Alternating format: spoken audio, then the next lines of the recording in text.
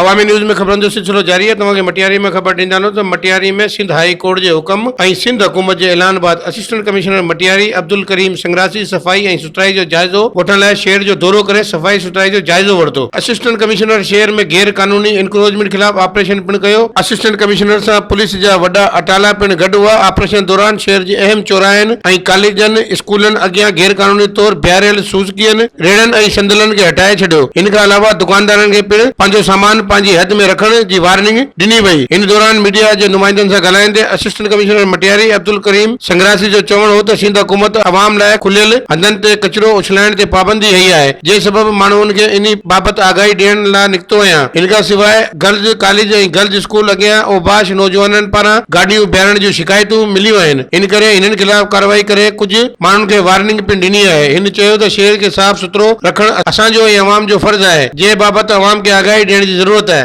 वधीक ख़बरनि ऐं तफ़सील जे लाइ विज़िट कयो असांजी वेबसाइट awamiNewsHD.com ऐं ॾिसंदा रहो अवामी न्यूज़ HD।